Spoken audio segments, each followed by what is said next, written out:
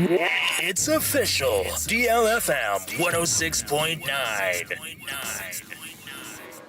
Yamamo akwaba na yakasa kasebo no enam Facebook no Sabra Fontaine no so DLFM 106.9 kasebo ba kon video ba kon picture ba ko modien na bra Facebook no so na de atwa go biara nso no ba modien na nya bi na fa wani ko tua wisie na fa hwe bi efama yen kasebo no ya hyase e de afiro magana ku court ku batan Supreme Court endrada na judges de betu bia kire mu say ensemo de kopie mu e wo man Ghana ye mese bedwafia Ekwaba say Speaker of Parliament, Right Honorable Kingsford Abambabin.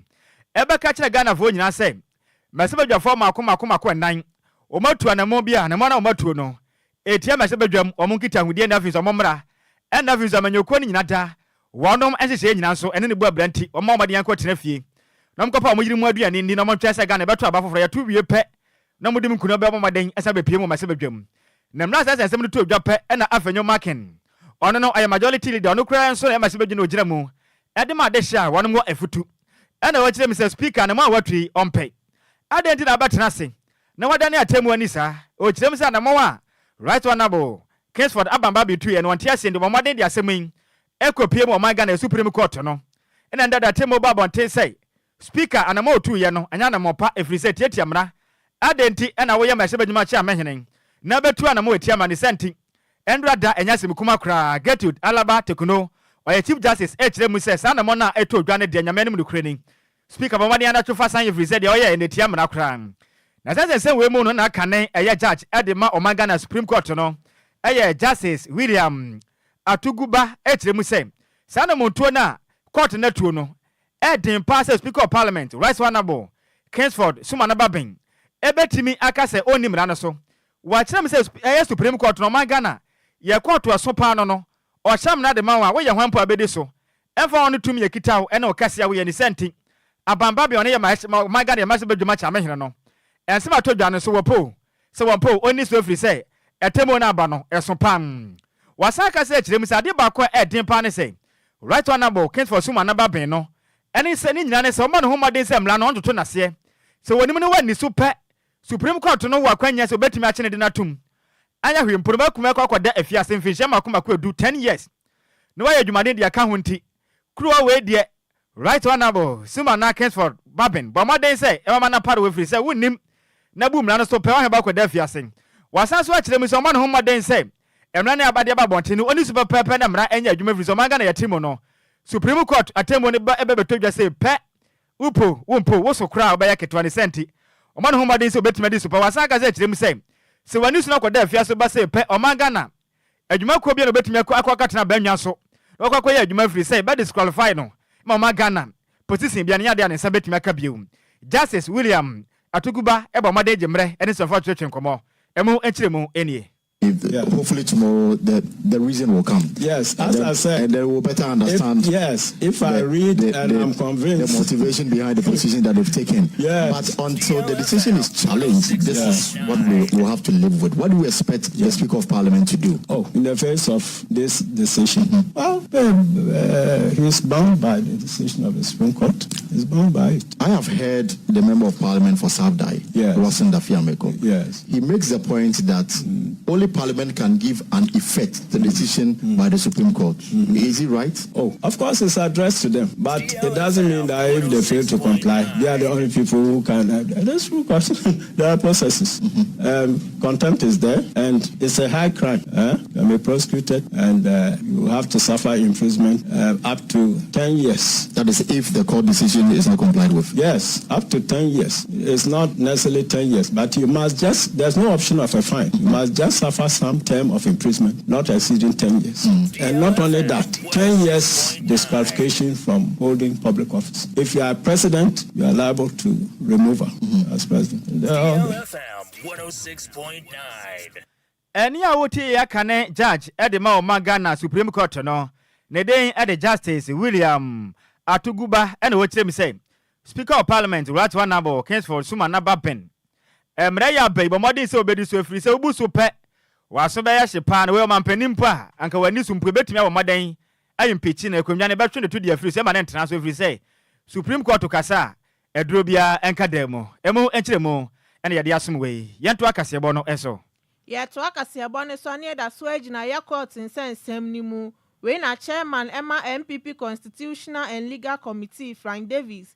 Edi abetuja say atemu a Supreme Court ebufa eye Right Honorable Kings for Sumana Bagmin eye Speaker of Parliament in sense ne hono ne kwan swa enono we no ne eye central for edidi etwetwe nkomo na oka say eye Speaker of Parliament na mo ma no eye emre say ombra no be defending ne ho na so wentimi and defending ne ho efi say asem na ono aka say oka ye no krampo no na hu hia say obeka intino eye Supreme Court atemu na omabu ni ye pa no srama for say omomodia no mo appreciate eye judicial process no mo for obuo ema officer omudi asem ye pa. They were given the opportunity to present their statement of case before the court. They didn't do that. You think what the judges should have waited for the speaker ad infinitum? And then when the judgment of the court is rendered, you say it's unspated. How can that be unspated? I mean, I don't know why you don't take that negatively. What I'm saying is, on the face of it, if you have two sides to an issue, and one side is not representing the matter, whether they chose or didn't choose, you can expect then that the judges will have one view, and the judges depend on the arguments that are made before them to come to the conclusion. Of course, they will add their own insights. I'm just reading to that and say, if I'm sitting back and watching... but the judges, but that is what I'm saying is wrong. You say that it was unspated is wrong. The judges don't have it. That is why you have two judges dissenting. Yeah. That is why you had two judges on the panel dissenting, even though there was no statement of case from the first defender. That's so it true. Cannot be unspated. No, but it's a judgment of the court. So where I said it was anticipated. Listen to me. Even without them filing a statement of case, the five other justices would have held that the interpretation was in favor of the speaker. But it didn't. So it didn't. No, it didn't. There's a reason why the Supreme Court had asked them to file their case. There's a reason. Yeah. There's a reason. Because they wanted to hear all sides, and they didn't hear one side of the matter. It's not their fault. The other side chose not to put their case in. So watching it, I would say, well, of course, I'm expecting an outcome that obviously will represent one side of the case, which actually put their case forward. If I'm a judge, I want to be convinced. And I'm saying that notwithstanding, you're not listening to me, that notwithstanding, two of the justices dissented. So what are you going to say about them too? Yeah, but they dissented. Two dissented. But I'm talking and about five were in the majority. So it's a court's decision. It's a court's decision. Is what? It is a court's decision. Decision, yeah. Yes. It's a majority decision, 5-2. Exactly my point. I mean, we shouldn't quarrel. So you can't say it was unspeakable. And here we see a chairman Emma MPP Constitutional and Legal Committee Frank Davis and I do to just say a year atemu Supreme Court ebu ye no nenia so papa. Ya to akase bono so ane egusu ejinemu endrada atemu ebata bonten efa Supreme Court and afin so o my Ghana ya mese bedwanse nsem ni mu amu ne eginan na legal director at the National Democratic Congress and this amanyuku no eya Godwin Eduzi Tamakru wakase ekirem say odi ya opa every say Attorney General eye oman Ghana aban lawyer penin Godfred Yabu Adame wo ye so for hwe atenten ne so adenti na wabetena se na o ka kire Ghana fo nyina se endrada emla temo ni kwaso no Right Honorable Kings for Sumana Babino no oye mase bedwam achiamehene wa mabi ono ankasa nso ne lawyer eye Tadio Solin so wa mabi ene wo kyerem se adenti na wo no wo na kwafa asemo nyina de ba ye na temo ni kwaso adenti na wa ma eba nsanse wa mfa ni die mpo wa mfa ma oman Ghana ya temo ni senti sana montu a eya Right Honorable eya speaker watu no enya na mopakran na sansen we mu no ena opanipa no ye legal director e de ma endi samanyuku no eya Godwin Eduzi Tamakru wakase na ochirem se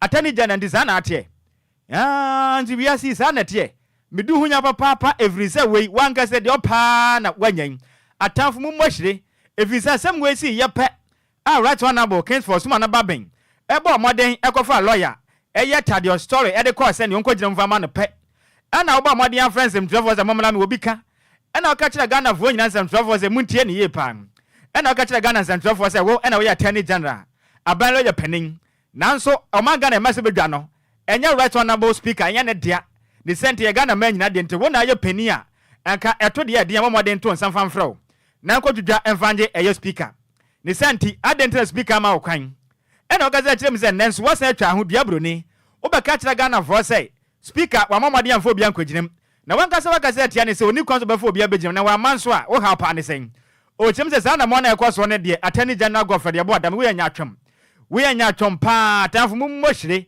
de mo plan mo nsa ni sent wande oni asem bia na waka ne nyina ne se de yakoso aja woda papa ese amekesem po waboshire wudi shira atwa nim nyina se fita an waboduku e de aguso ena ya wo ya ena wani age na wo sere wonom ojem se de yakoso na ya ne yapam wasaka se tirem se wo hwa atemu Supreme Court no de aba na wo mo de maka nyina ne se mo de oni asem bia mbeka free se Supreme Court no atemu we mpodi ekwenye matemu we mpodi enkenya matemu we high court atemu mpo nanso maji we de atemu ni ase na matena ase na mabu atancha de atia wonom ti de mo Kenya se de maka na toje mo nankasa ne mo mnazam se Supreme Court no eye court kubatan a o hyamra obi ntumi nane ani nti no de maka bia na maji de atum wakasa atrem se speaker nso atemu na ba no omamade ase obedi so na ni nyina ne se Supreme Court no dane asem ani a na mo de ba pe untumi enka ho hwem wakasa de atrem se atani janda de wo mudi ne ho ya pa visa na ma watu na eye pa every se o ma tena se ehunu se o maga na yatim sese no o man Ghana emperifo bi mpese mra banya adwuma nti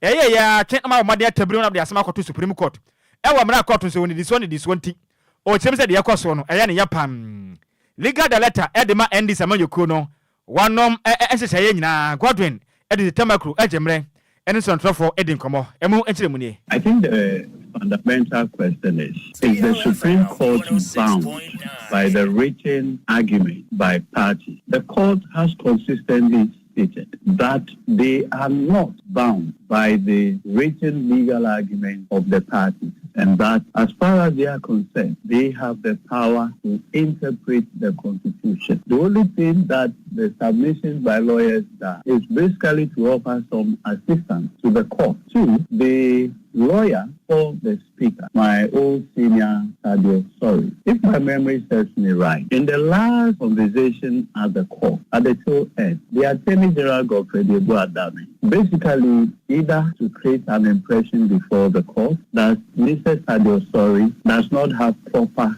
let me say, authority to represent the speaker, and that in his view, a request for a sole source approval to the PTA was declined. And so to question the standing of Mr. Sammy to represent the speaker, and even proceeded to say that in such constitutional matters, he ought to be the one defending the action. So if the Attorney General, by coincidence or whatever, has been given what he wished for, where from the complaint? Why are we complaining? DLFM 106.9.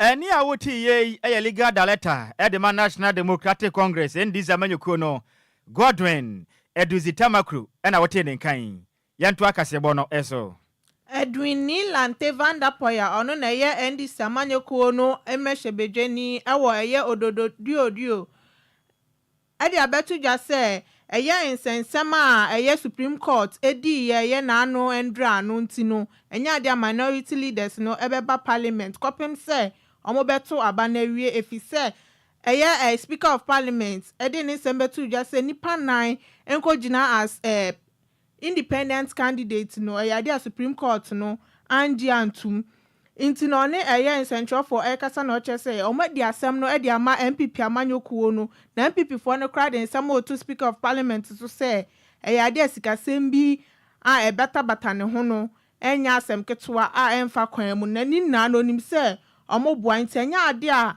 minority leaders ne de ombeba parliament kopem se ombeto aba na ewie eho na obema omehu se eye omo no ye majority ana se majority for no ana wa edom. We want them to understand one fact, that as far as we are concerned, issues about minority or majority are determined by the numbers in the House. So when we resume, the numbers will tell whether we are the majority or they are the majority. This is not about the Supreme Court. The Supreme Court, the case which went to the Supreme Court is there. But our standing orders and the Constitution tells us what constitutes majority and minority. It is not for the MPP or the Supreme Court to define for us who are the majority or minority in Ghana's parliament. We have our own procedures of determining who is a majority or who is a minority. When they were declared majority by Speaker Babi, did they go to the Supreme Court to see that declaration? Yeah. So the truth of the matter is that we don't have all the Supreme Court to define for us who are are the majority or minority in Ghana's parliament. We have our own procedures of determining who is a majority or who is a minority. When they were declared majority by Speaker Babi, we did go to the Supreme Court to see that declaration. Yeah. So the truth of the matter is that we don't have any interest in the suit. We don't care whatever decision has been given by the Supreme Court. That's between them. That's between the Supreme Court and the Speaker and Afenyo Maki who went to the court. DLFM 106.9. Eni a wuti ye eye Edwin ni Lanteva na poya ono na yem na shebedwani ema eye NDC amanyoku nu wo ododo dio.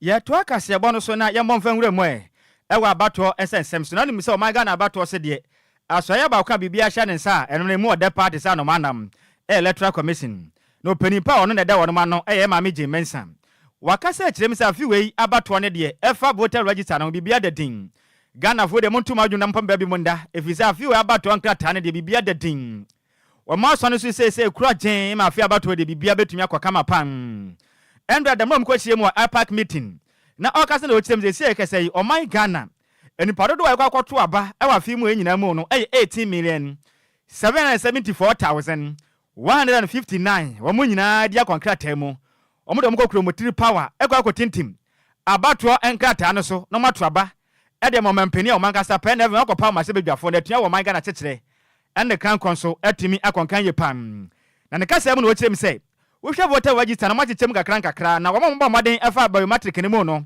wonom nam 18,640,811 wonom de biometric na mba maden efa mu kama ena osan so ekyerem se wonom so makwato aba e special voters no wenom de security agencies no mba maden ehwe ahobambo nsensemu ensem trafo and aviso my Ghana electoral commission mo na mo hwe o my Ghana abato so mbedi kan kwato amode One so chemsa modo do 131,471.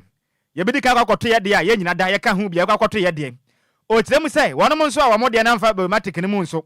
Wo mo ye 1,870. One mo so entimi amfa biometric eye emfidie de tanim. O tirem say Ghana fo amoma moden na mo anenje. Efrisa abato we ne de efa abato homa enkrata asem de bibia de din. O mamoden sa hwe o manga na abato nsensem so no. Obeje nase se pemen na omaga na bato bibia timi akoye pam wakasa kirem se Ghana fo nyina da yemamoden se betimi enya electoral commission ma wreshem evisa bato we no mo gina finfin wane mo nyina benkum na wane mo nyina nimfanso ni senti Ghana fo ye mo keka o electoral commission ne de opese Ghana bato we de owiam di ma manyokuo bi o mo kirem se mo montungu evisa electoral commission ne de aba e de ndem akodi la free ma ba asesa omaga na amanyokuo bi o kirem se entumi nkwasa da ni senti yemamoden ente Electoral Commission bia betimi akoye pa dia ma afi o my Ghana batwen wakaka sa etirem se endrada opanipa na kwakwa pre frankatudie anasa frankatubre e dia ma Ghana Freedom Party Philip apia kwabena kubi dodo abona mra ne se won man fada no so ne nkrata de ba ye nanim nti aba maden a agini de asi ntia otirem se yema me akua donkona na mchine no anya do benya kwanya na afi nzo akotu franka e dia ma Ghana Freedom Party na me ma meje message mre ene central for din ko cheche sense sim no kirem se enya de afiwei eye ballot papers na besesa obi akopre wan pani de bra ne sakira ye bia membe bia oda na hwa na abada free se emfa we so ema sakira ma manga na ntokwa nkonkwesi ene sim kirem no enie. Because on the face of his form, it was detected that some supporters had been brought from other districts to support him in districts where they were not registered voters. The commission, therefore, as at yesterday, wrote to the party and to the candidate disqualifying him from contesting the 2024 presidential election. We are not here to change positions. We are not here to reballot. We are simply here to inform you that the Commission intends to notify our printing houses to proceed with the presidential, that the Commission intends to notify our printing houses to proceed with the presidential ballot election. We are not here to change positions. We are not here to reballot. We are simply here to inform you that the Commission intends to notify our printing houses to proceed with the presidential ballot as is. DLFM 106.9.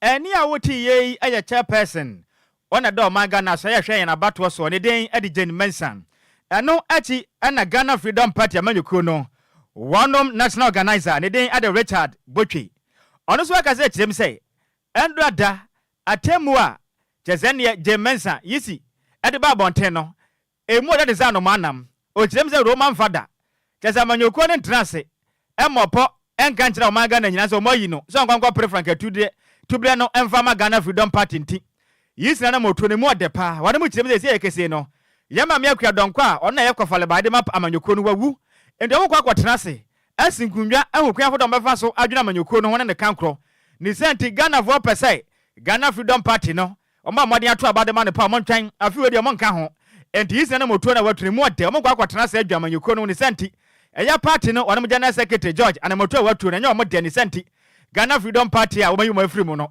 de pa we de nani agye papa ni senti oboni sempa ade maje mensa ene asohwe mangana yabato so eyo penia ni dende Richard Botwe agye mensa ntwafo di nkomo entiremu no enie. We need to honor our late mother, the leader and the founder of Anti-Ekuyadonko. So the decision from the commissioner is the best. So who is leading your party now?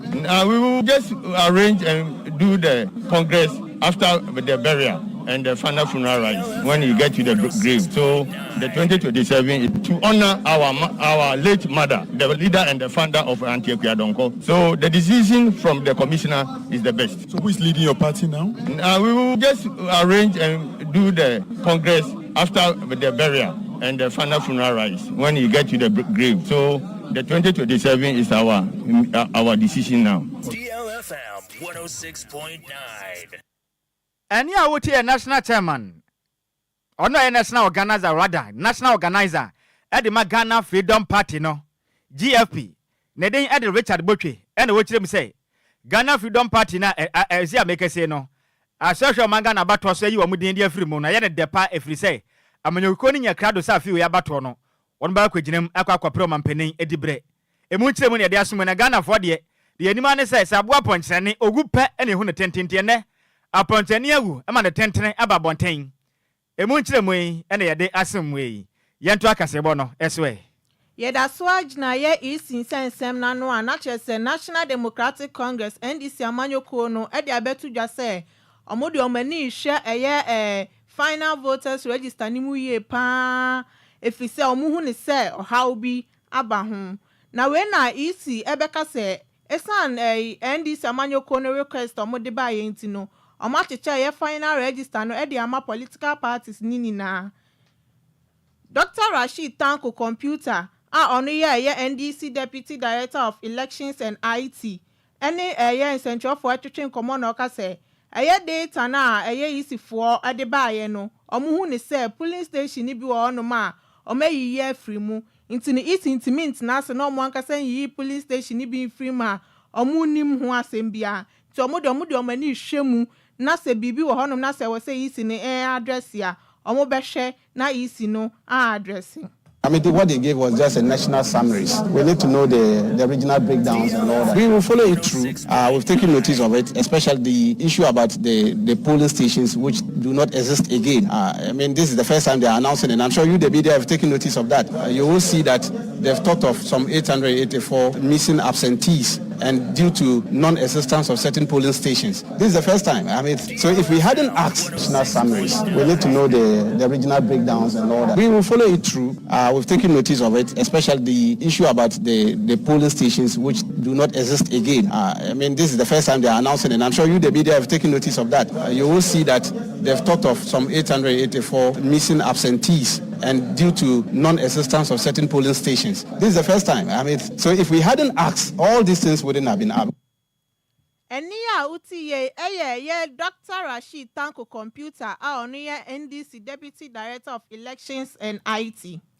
Yetu akasebo no so ane yebo edi awuramu ewo MPP o sunu kokokwa manyokonum Frankatuni de ma wonom eya wampeni ebedeche Dr. Mahmoud Bawumia wakase akirem sei sesi ameka se oman Ghana duba bi pa kopiem wo boase a ene ne wo oman Ghana asante mantem ni mu a edu ba bi efiti 2012 ekwapem 2017 no ekoye nsempi ni nyina na ne se Anglo Asante no egu se to na mane campaign kese wo boase a adehyeman am wo boase nya adwuma paye no ni nyina de guye okazi na okirem se ni nyina ne so mampenda da John Dramani Mahama ne mone mo ansani otena so oman Ghana ahokira ba wo man superman senti Anglo Asante no so begu se to Emma de shamo wa Ashanti region no titiri no omomo oboase east ni mpotemu no wanom ebre ye pan Endrada emra na obontoa ekopie mu e wo boase east abato mpesu aso Dr. Mahmoud Bawumia gazi na okirem se adehye wo bekai omampenda da John Dramani Mahama afi we abato yi wasan ka kira Ghana for so obabio obabesi akan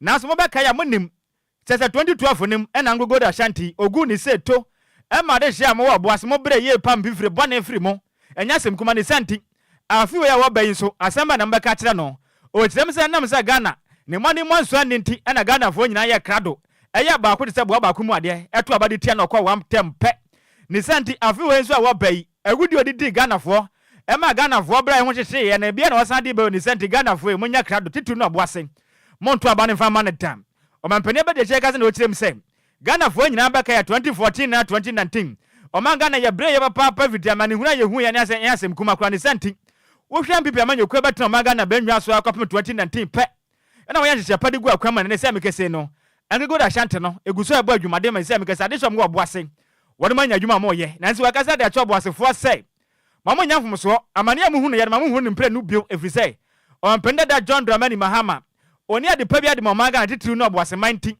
mamo nya nhwe han kwoto aba mfa ma no wakasa atirem se Oman Ghana se kese mpia manyo konu guso mbo adwumade ni santi efa pomodi mu sukuu sensem Oman Ghana nwuma hodo na eguso a ekoso ni santi samoto abana mo hwe benkum enhwe ni fa monto abana fa ma no ono franka twinin ade ma MPP manyo konu Dr. Mahmoud Bawo mefri se Shisha de gwa Oman Ghana bontre no emu ade party so wi andam ti semu nim na moto aba ede ma mpende da John Dramani Mahama de a na Ghana de hye madi mu ho abro pam emu enchiremu no enie notwithstanding say yanya COVID the global economic crisis in every sector of the economy we have performed better than him. We have created more jobs. We have built more roads, more railway, more airport, more schools, more hospitals, more public libraries, more sanitation facilities, more cocoa jobs, more agriculture, more industry, more factories.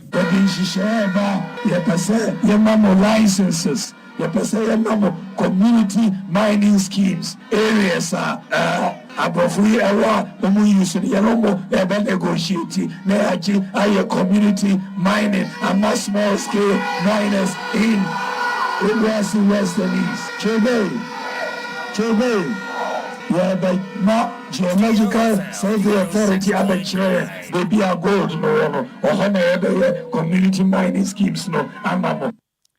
Eni a woti ye aye franka twini ade ma MPP o sunu kokokwa amanyoko no omampeni ebedeje Dr. Alhaji Mahmoud Bawumia nene ena yati na ba Facebook no so DLFM 106.9 kese bona nam so videos ni pictures ahodo afa ho ni nyina no so yakuche ni nyina de agusu akopa ubenya bi pa na wahwe ede amaye na menka adwenkyere kakra Ghana de hye ede aba wei efi eye Kofi Agyei eye Hackman o kirem say good afternoon na o kirem say yanto aba no Emfa Emma Day number 1 you was all sharing live Eddie Free Pig Farm you ya das pa wensu every opoku set or say good afternoon senior yanso Adjoa so pam we every of a K o tell me say share live Eddie Free new plan station circle and what tell me say abasobo kese pa ana yenko yemfa ma Oman Ghana masibo dware free sende enkumdia kese papa ma MPP amanyoko no ekwa dom kese ni senti oda twidi ampanyankopon ase every say wona mate den ne pam o sanso tell me say Eya Maker Elon Kwe Junior on the incoming Eya Mama of Parliament at the Madesha. One ewa Domekwa Benya and Vice Robert Eya Lamte or James Maba Humadin pa and the Santi a few idiot Mobati de pa. Hansin Diodu or say good afternoon, Sammy or say what I say pa Nejuma pa yabo or share live very free Atomic Hotel Dansoman. A one of the train a different was in Chaka pa Anko Anfama senior man Charles Mante. Who US Mountain so no bisa say senior na hot say na US nso e dey pa na ekoso wo musi otia ye pam when so Eddie Free Ebenezer Asante or say good afternoon and I was actually me say I say I had someone saying one man father has been disqualified from contesting 2024 January elections. Please can you confirm no correct woman father yisi actually me say den krata no enimunti wa hwe na sa twede e na de ato from say team Besi amekase Roman father ne fufu a woti ho a wodi no nyasem kuma kranti bema sa na te Roman father electoral commission aba modern a disqualify na we de ye ni anye hokwa na so ye de empa na ye beka we every vida akatara and we say Dr. Mahmoud Bawumia dey dem kwa na ye o ka say de sa o se Ghana fo abrew Obatina omaga na benwa so a wo kire mu so oba mampani abedi ache dia pa na waya ene ubu Ghana for asuma dede nkwa na wuye o kire mu so mampani abedi bo made yana ka no tum every say obatina benwa so mampani abedi ache no ye hu hwe we so Bat Smith o say good news Kwadwo me hwa life edi free UK yo senior Bat Smith ewie yense de was pa say wo hwe en life edi free US e montene som yento akasebo no eso Omampani dada John Dramani Mahama Oniye Frankatuni ma NDC amanyoko no e de abetu dwa se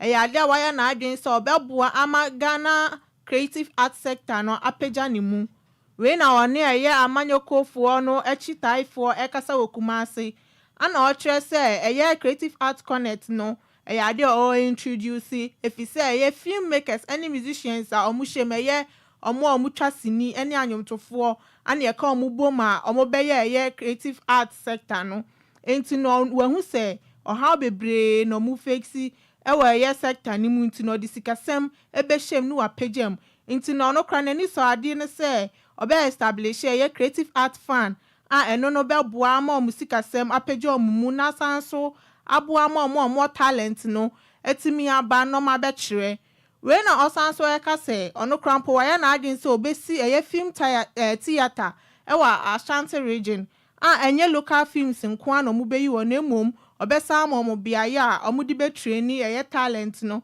na mo sanso de aye eye workshop na ndisi amanyoko ne de omo wo nwuma pia omudi be bre eye imebunu no ene omanga ne nento sroma se omo nto aba ne ma MDC amanyoko no oba obepeja Ghana's creative art sector ni mu.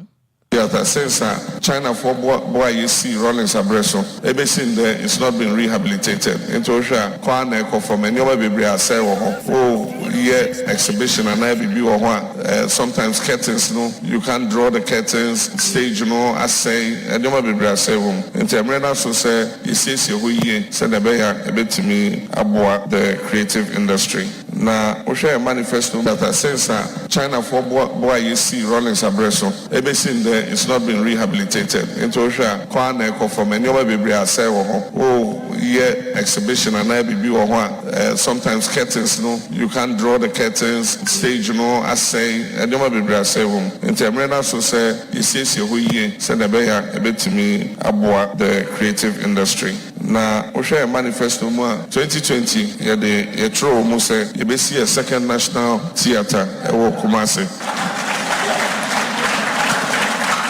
Now, 2024 manifesto, you are saying repeating what you say, Nyamia Adoma say, Yaba, you will see a second national theater in Kumasi. If you say Kumasi, you are the center of the arts and culture in this country. And you know, you are there, Eniya utiye omampani dada John Dramani Mahama Onuye Frankatuni ma NDC amanyoko no ana okasa obepeja Ghana's creative art sector ni mu pa.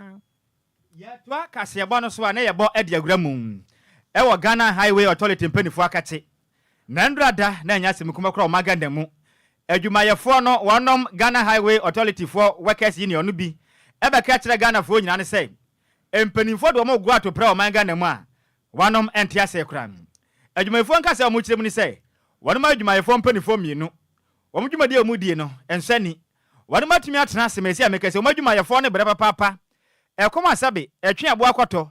Edna kwato am yapada so ma tese owu ya wanka bia nhye mu no ebi na ekoso maso yenti wanom entimi entrance ewasa enipa empenifo mienu beto akwaso aye adwuma wa Ghana Highway Authority fo aso ye emadwa adwumayefo na etimi ehuna mane pam wo so asa aka kire aban sem hihia hodo bi efo musika sem ene adwuma no ho hihia bi no ababa no ho maden se obetimi adi so na etimi abo na hihia no bibia to di na adwumayefo no dwumade omudie ni nso o mastetrem etimi edede pam nanso omo kirem se enso wo do to aban ni mu no enya de aban waya ne sama esi amekese no Ghana Highway Authority wanom Workers Union wanom ebre pam ni senti endo adam ka kire Ghana for so mati atua wanom nkwankwa ye adwuma free se bra mo bre no wanom ntumi ntenase ema mpanifo a wom de adwuma na no entwi famfam wama ho ntumi ntawam e womra mo so ye adwuma no mba bre kwanti omakotena tefi mo chim se wanom entimi nya adwuma na that say we mu na de ka se bo mo de fato ye ho se ne yenkwochini Ghana ne yenkwa mu e wo Ghana Highway Authority for wanom headquarters ne yenkwa wese adwumade ne ekwaso de mo kan yi omo bo ana say omo so omo ye kire no ma ya nan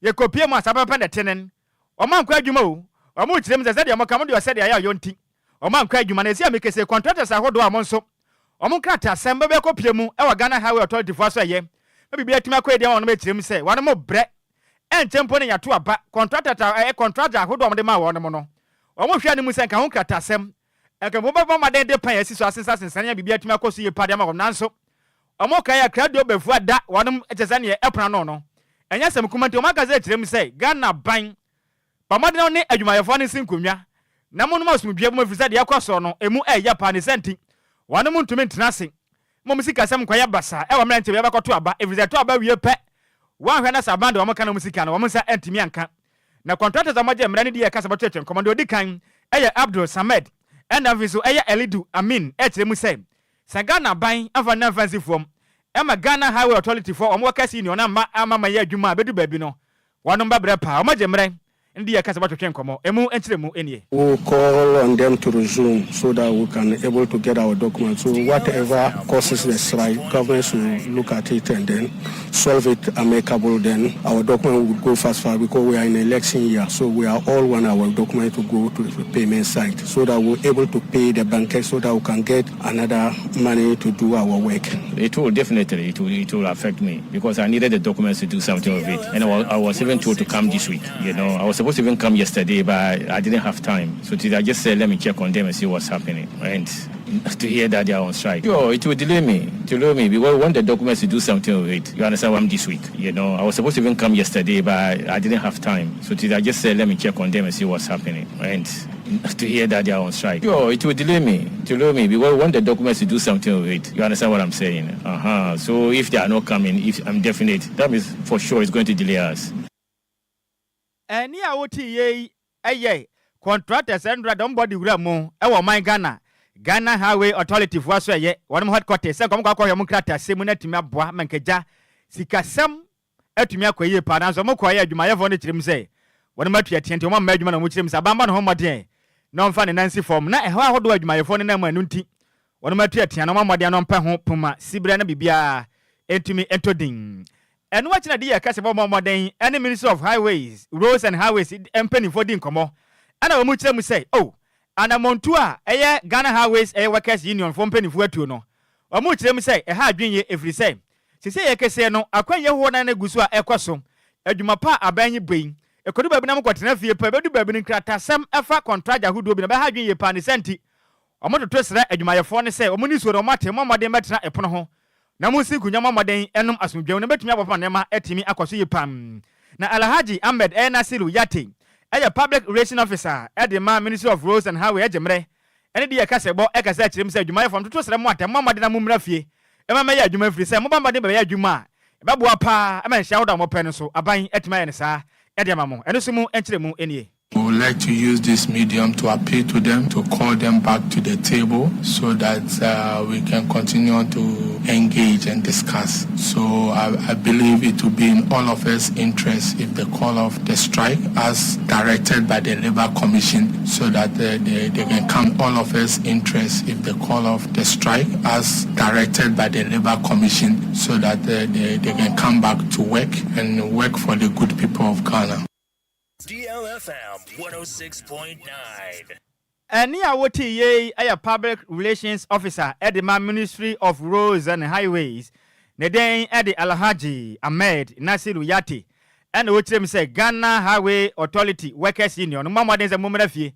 Mama trans na maya adwuma. Enkrata sem nya adwuma firi say enchempo ekoto aba. Ma nya ne sai bedu bebre be ha adwen pa. Emu enkyere mu ena yade asemwen.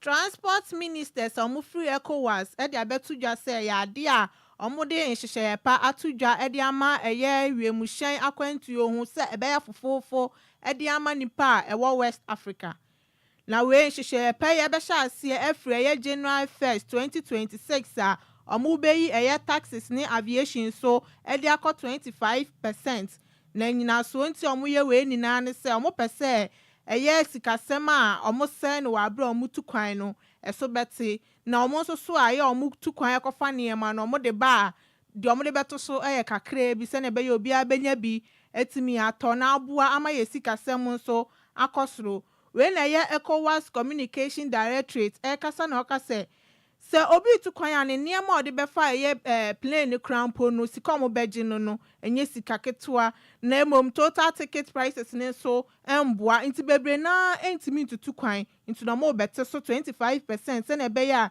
obi abetimi etu kwan na emom so kofa niam ne ba onfa sika kese bia ento so na obi a enya bi etimi ato no mo san so den hihye pa egu akwam se eye aviation no omo de ahoban bosronko ebeto so se na be ya ebeboa obi a.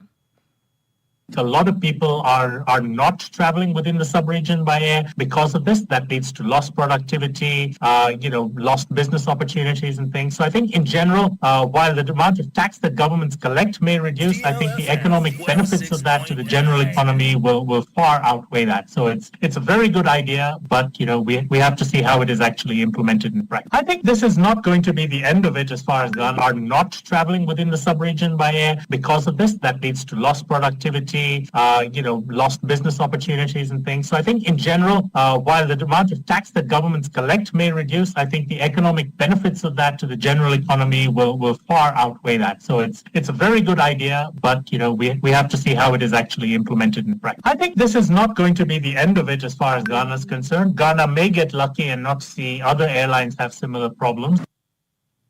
And ya uti ye seen Mendelssohn no ya aviation analyst we no ne central for twetwe nkomo na oka se san hihye pay ebeboa ama ye wiemu hyan akwantuo no akoso kwa ewo man ni mu ya to akase bo no so ayemfa ya nimfa nkire mu ewo apie matanim Eastern Region na New Patriotic Party MPP amanyoko no parliamentary candidate gina mu adema adehia wono akuapem South abato mpesua so ewo apie matanim Eric Apiedu Yaboa wakasa abomampanin na nadanko akufo na baso yepa echirim se obehuru betena maga na banwa so obomoden akreti enwuma 2.3 million ena zia mekesa adehia wono maga na munyina da enya adwuma pa wono eye pam wakasa echirim se adehia wono akuapem South abato mpesua so no sesi ahwe enwuma hodo aga na mampanin na adanko akufo do akreti na eni baba bulu 2336 ena omo enya adwuma ye akuapem South abato mpesua so nti wono de omunya yipamu Omon kase omampeni betena maga na banwa so wanya hwe se de Ghana fo bi keke no wonom chim se omampeni abo adwuma papa ne senti omampeni mo piafo openi ane de ni Eric Apiedu egaze na ochiem se afo ya bato afe na onim se ndis amanyoko ni ma ena monteso mo keke MPP amanyoko ma mabra o ma mabra Ghana mebunu mu ni adwuma ye ente mo ho akere mo panti afo ya bato de mo mode asa mbeto aba no e de atia oso kokokura mayekwe na mo afiri mo de akɔhye ngro mfiri se aboa waso no de enwuram no wota na sem we mu no Eric Apiedu Yaboa echirim se sansansan no kura biale nim every se Ghana mampanin na nadanko akufu ado obato ma Ghana banwa so enwuma mako 2.3 million obamode create Ghana de hye titu no mebru no wono manya adwuma wono moya pam wasaka ze echirim se afo ya abato afinti akuapem South abato mpesua so Ghana mampanin one mu wie ye Dr. Mahmoud Bawumia ono so mo na kwanyina mo so man ga no bape ade hye mo akuapem South nwuma betua busu ma mo so mo yetuma nya adwuma pam ayen wakasa ekyiremu se munim na moto abande koma ndis amanyoko ma bra pa free say wono betena maga na banwa so nyanyina yehunu ye mo ne ba mo boye wo man twataw ne senti mo ahwada mkwaya mfom so koto abande ma wono mo de a ma bra yi pam oje mra ne yensam training continue kofi obo atwatwa nkoma wa pie matemo emo enkyiremu enie ye hwe bra aye ye wura na na do dankwa akufo ado wa ba bedi amayi so ani ntuma what creating our Ghana akuapem South yanso yeganya yantefa na ese na fata se obi biara 7 December obesore se okokoto abano anya se wutwa na mawa ahoda ase yeto abano ema yewura Dr. Mahmoud Bawumia na yesa so to ma Eric Yaboa Apiedu ena atuma biara ye creative wo akuapem South ya no ena kase wo bete mbato kase na metie ena mede ena and this funa one message in now one campaign no better than ebeton sum one campaign message aduti ne MPP de yanya propaganda ni yanya babaka wasemu aya ni aya dan ewu ene ni aya so ya dan ate ena na baba ya dan the baba bi we dance say yesha amanga na mo MPP pa abramu no ya create adwuma ama mbabu a Ghana 2.3 million na Ghana mbabu no woganya adwuma eden aye wo MPP abreso na say yaba eye akuapem South ha Mbabua Bunganya Jumaya, I want the various sectors, Equapim Southia, and Agana, Yafa Greek, Yafa Security Service, Yafa Businesses, Yafa area Pia, Jumapiano, Iakratia, Oba Equapim Southia, up to 2,306, Equapim Southia. Any awoti ye a parliamentary candidate at the Madesha. One ewo Equapim South about to Pesua so ne den Eddie Eric Apiadu Yabua and what teams a Ghana buying. We boy Jumaye pa ni senti obona baso na ba Facebook no so DLFM 106.9 video nda so awpa ubenya bi na wahwe Eddie Amayen. Eno echi na continue Kofi Obo e na msini wa PMTM. Ene outgoing member of parliament at the Madesha one more Equapim South Eddie Nkomo. Ne den Eddie Honorable Osai Bonsu amwa twetwe nkomo no wo say oh ono no baye na from the abebo Adesha one more Equapim South about to Pesua so o de betumi aye de na mu nanko hwe ne mu yesen ko betumi abo adwumaden a nanka chen so kwa nanso o mama na kwanya manansa nko soma we emu na bam ogusua etai openi ono kwako 2 franc ande ama wonom eye honabo eye Eric Apiadu Yabua otanachi pa o mama den ase yakopo ya adom na akwanya ne bape o ma adwumaden na mo mfuntudwuma entumi mosomba fama Adesha wonom Equapim eye South abato mpesa so asanka se chim se Ghana Adesha efo abato no mo to nso Dr. Alhaji Amudu Bawumi anso mo to aba no fama na firi se obape Ghana, ya ho betumi atoye ye pa. Eno sumu enchire mu enie. Equapim South, we wish say could have been done more. Sabi kwa be ye bi wa be ni na. Jina eduso a o se uba home no obi so meto aso. Nji ahoɔden ni ehia, nya de apia Erica onso ba beto aso. Ono so aye bi kura aka ho. O bi ka ho a development ni ahwehwɛ. Bia boye din say wo ba Equapim South dia. Yetumi develop bi a any that's a person bia say DLFM 106.9. Aye court so aye rules aye employment the tima aye bia ka ho bia we say good to number. That is the aim of being in politics for the first time.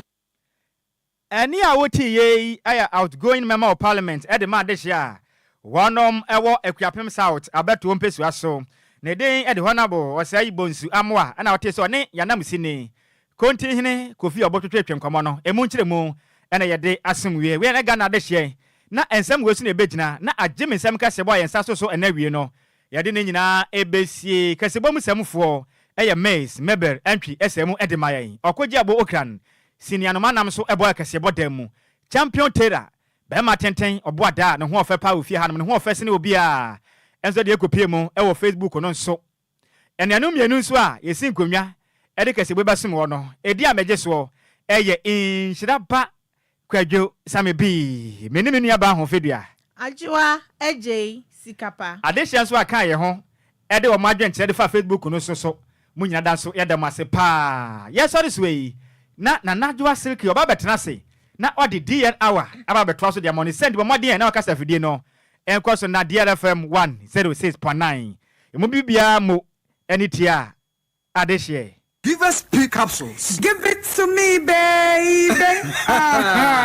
Give us core capsules as well. And money me na koko yadie. Sisi yadie amamanya yem timotete womono. Yedrono no manumbi amama de me home. Give us core capsules. Mrs. Moye ding. Give us core capsules. I give it to you, baby. You give it to me. Oh yeah. Hey. Give us Amen ni jia bebusiemu papa. Na bema ka give us P capsules. And ni give us core capsules bomu nom dia na enije ni ahode no wa brudo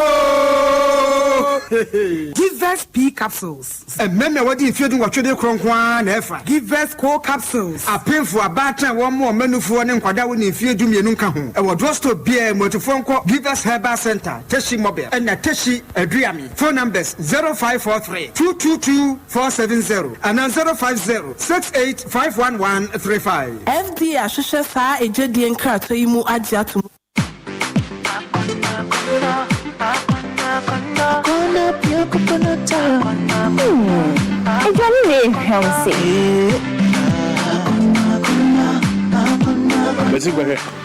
Ubenya Biato, Palace Mall, property in Nhyiraba, and a Little George Health Shop.